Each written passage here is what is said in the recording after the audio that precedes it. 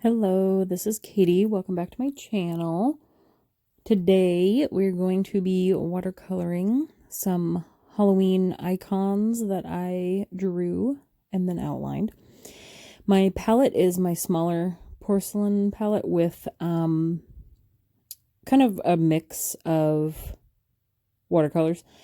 I have some Winsor & Newton Cotman, some kind of the cheaper Artist's Loft from Michaels.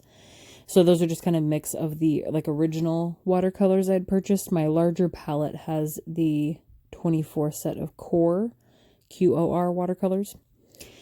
So, and honestly, I was kind of reactivating some of the colors I had already had mixed that you saw in the middle there.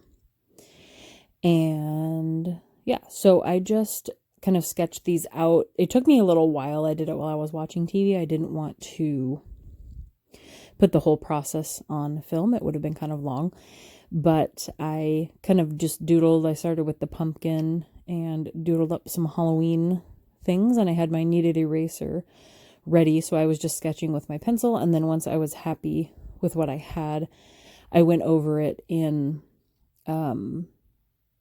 a Stettler pen, like a 03 or 3.0 black pen, and then erased it with the kneaded eraser, erased all the pencil lines, so I was left with just the pen marks. And then on this cauldron, I know that the shading should be kind of above and below the handle to show some shadow, so I was trying to pull some paint away or towards that area, I guess, away from other areas where it should be lighter. I think I do a little bit more on that too. I also shadow the pumpkin as well with just a little bit of a darker orange. I think I took the orange and added some nearby green into it just to give it a different hue. And then we're just going to assume this is some sort of green witch's potion brew. And the little bubbles as well. I just figured the stick is like a, I don't know, a big cauldron spoon. I don't know what they stir their potions with. I am not a witch. And then you're going to see me fight with these candy corns because I keep forgetting that things have to dry before you can paint next to them. I don't know why.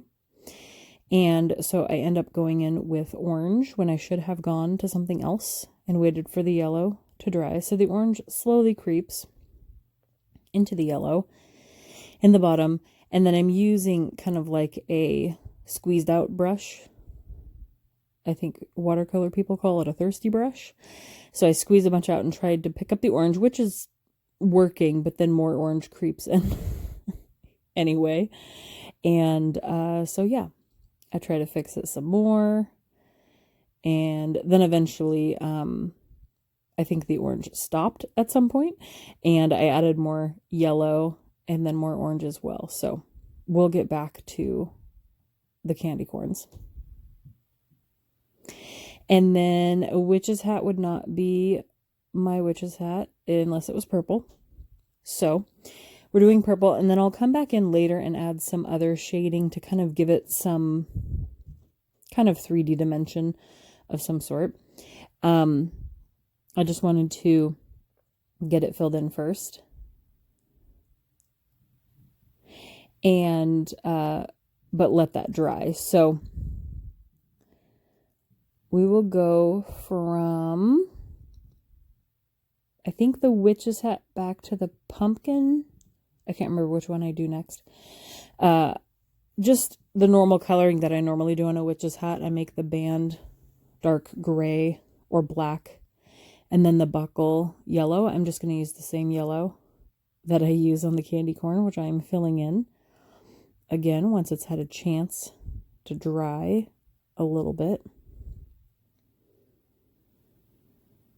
That one I definitely should have given it more time, and then I wouldn't have had to do that so many times. And I need to thin out my orange. I picked up a bit too much. I think one of the more satisfying things that I've done since I've started kind of practicing watercolor is watercoloring my own doodles, and I'm not an artist by any means. I mean, like a drawing artist who can draw things well. I don't know. Anyway, but I've seen more and more things, and I've practiced a little bit more. So when I'm happy with some, silly little Halloween icons, it's kind of fun to just paint in your own creations, I guess.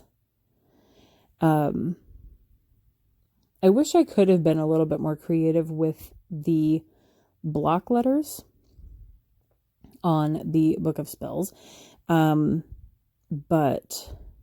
I think one of the things I struggle with the most is being able to like letter properly or and I made that circle a little too small on the second O. Not being able to do like calligraphy or the modern calligraphy, which I think is just called lettering at this point. It's just kind of difficult for me. I'm a very like stick straight letter person. I think I bonked the camera setup with my forehead right there, and it kind of hurt. I remember that. And so I wanted to do more of kind of how I wrote of in the middle of Book of Spells. I wanted to be able to kind of make the book and the spells more scripty or cursive-y.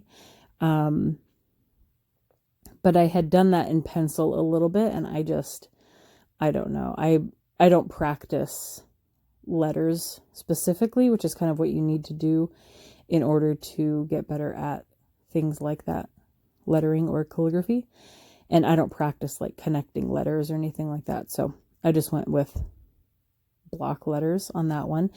And the author on the side, if you can see that, is Bewitched, because I thought that was hilarious.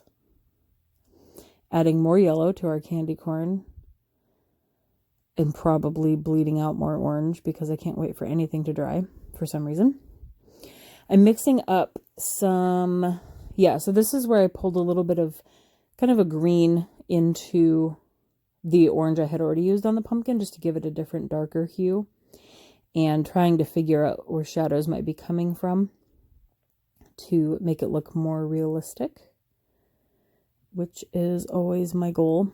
Try not to like flat color anything. I'm getting better about trying to give something or an object some life instead of just watercoloring it in like I'm coloring with markers. So on the hat, I was trying to give it kind of a look like it was bent or wrinkled a little bit. I did just use the same purple. I didn't add any other colors to it or anything like that. And then for the Book of Spells, I was just mixing up some brown I had already had on the palette mixed up, and then I added some kind of a more reddish brown into that as well. So it was a mix of a reddish brown and a dark brown.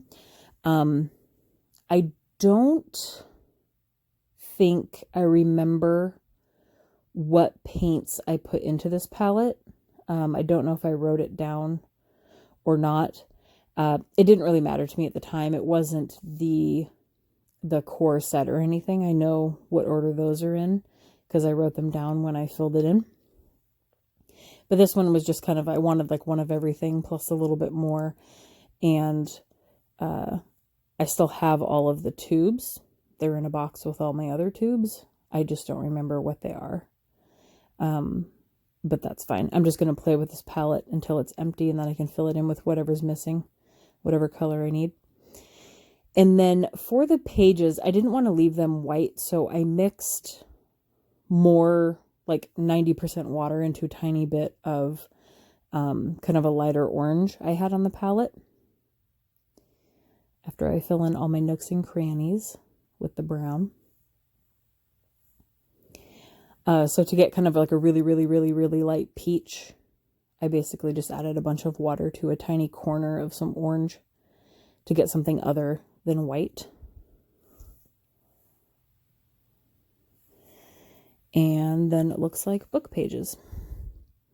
So here is where I was trying to kind of add a shadow of black underneath and above the handle and kind of along the sides, just to kind of make the handle more prominent